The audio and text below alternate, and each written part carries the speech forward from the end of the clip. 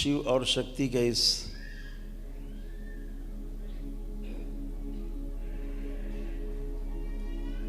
मिलन बिंदु के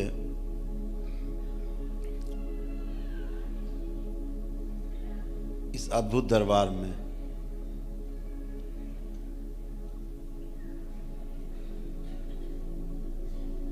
हर पूर्णिमा में तमाम लोग बाबा के भक्त से शिष्य बनते हैं और तमाम शिष्य तंत्र में एक एक सीढ़ी उसकी उस तंत्र के उस अद्भुत भवन में जहाँ भोलेनाथ और माँ एक साथ विराजमान है, उस भवन में पहुँचने के लिए जहाँ बाबा और माँ की आभा विद्यमान है, आप एक एक सीढ़ी हर पूर्णिमा चढ़ते हो।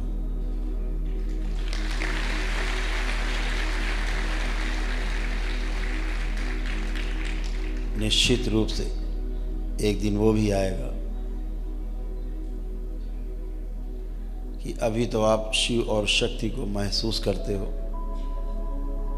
अनुभव करते हो, तो एक दिन वो भी आएगा जब अपने इस तीसरे नेत्र से उनके दर्शन भी कर पाएंगे।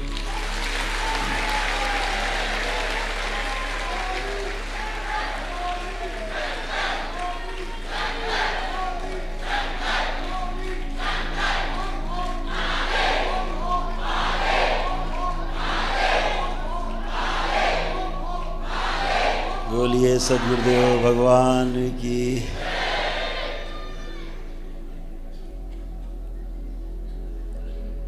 जीवन में कभी भी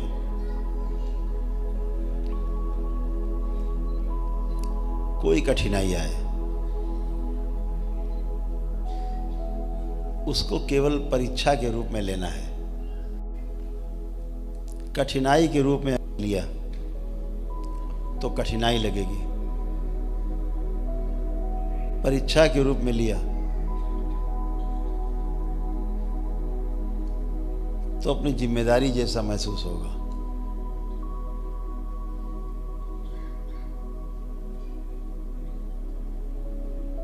इस सृष्टि में जो कुछ भी हो रहा है या आपको लगता है आप कर रहे हो या किसी को भी लगता हो वो कर रहा है, ये भ्रम जैसा ही है।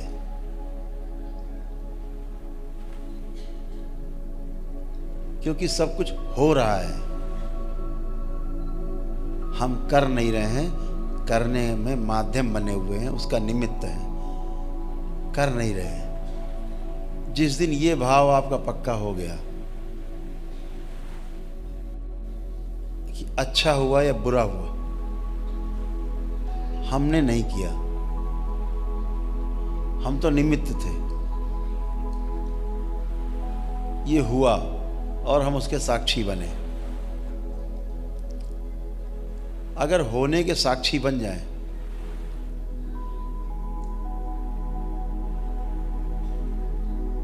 तो इसे ध्यान कहते हैं, और होने के साक्षी बनने का जो सिद्धांत है यहां से निकलता है। हम वर्तमान में हैं,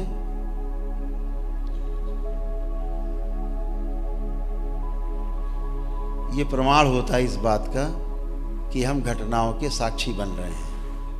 घटनाओं में अगर हम कुछ करते हुए दिखते हैं अपने को, हमें लगता हमने किया या हम ऐसा करेंगे तो ऐसा हो जाएगा, तो आप समझना या तो आप भूतकाल में हो और या फिर आप भविष्य काल में हो। वर्तमान में आप बिल्कुल भी नहीं हो। जो घट रही है हम उस घटना के साथ साथ हैं, हमें जिम्मेदारी दी गई ईश्वर की तरफ से, हम उसको निभा रहे हैं। बस केवल साक्षी भाव है, केवल दृष्टा है, केवल हो रहा है उसमें शामिल है। जिस दिन ये भाव आ गया, आप समझो ध्यान के लिए एकदम पक्के हो गए, मजबूत हो गए।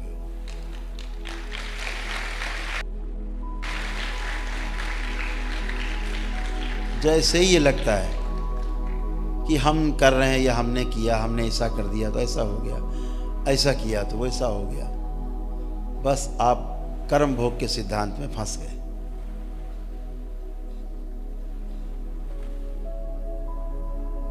कर्म भोग के सिद्धांत में फंसने का उपाय यही है कि आप जब ये सोचते हैं या ये भाव रखते हैं, मैंने ये किया, मैंने वो किया, मैं नहीं करता तो ये नहीं होता, मैं नहीं करता तो वो नहीं होता, बस आप कर्म भोग के सिद्धांत में फंस गए और अच्छा या बुरा दोनों को आपको भोगना पड़ेगा।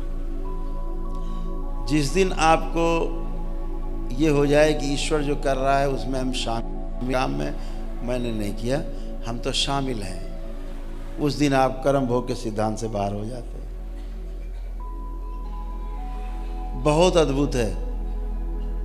अगर अच्छे काम का श्रेय आप ले रहे हो तो बुरे का भी आपको श्रेय लेना पड़ेगा और दोनों ही भोगने पड़ेंगे आपको। अगर आपका ताला बंद है कर्म का कि हम कुछ कर ही नहीं रहे, तो ना अच्छे का भोग ना बुरे का भोग। ईश्वर के पास और ईश्वर के साथ रहने का इससे अनुपम मौका दूसरा नहीं है कि हम इसमें उतर जाएं, अच्छी भाव में उतर जाएं, हम वर्तमान में जी जाएं, केवल साक्षी रहना है, दृष्टा बने रहना है।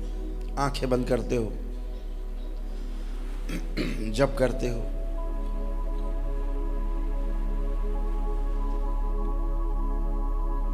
पूरा दरबार सक्रिय रहता है।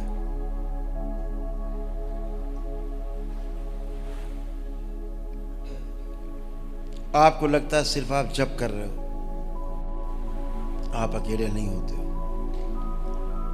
पूरे दरबार के बीच में आप होते हैं, कड़ी सुरक्षा के बीच में आप होते हैं। क्यों?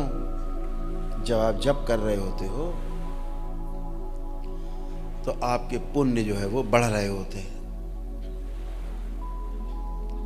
और उस पुण्य को खाने के लिए चारों ओर दुष्ट सक्रिय, वो पुण्य कोई आपका ना खाने पाए, इसलिए दरबार सक्रिय रहता है। वो पुण्य आपके काम में आए, इसलिए दरबार सक्रिय रहता है। लेकिन दरबार तभी सक्रिय रहता है जब आपके अंदर ये भाव प्रबल होता है, हम नहीं कर रहे, हम जो हो रहा है उसमें शामिल हैं, और हमारी आपकी इतनी ही जिम्मेदारी है, इससे ज़्यादा है भी नहीं। कभी देखो, आप कोई भी काम करने जाते हो, किसी का पूरा होता है, किसी का नहीं होता, किसी का अधूरा होता है, किसी का जितना इच्छा होती है उससे ज़्यादा अच्छा हो जाए, यानी आपका सोचा हुआ नहीं होता है। अर्थात आप जो प्रयास करते हो वो बिल्कुल नहीं होता है, वो होता है जो पहले से तय है।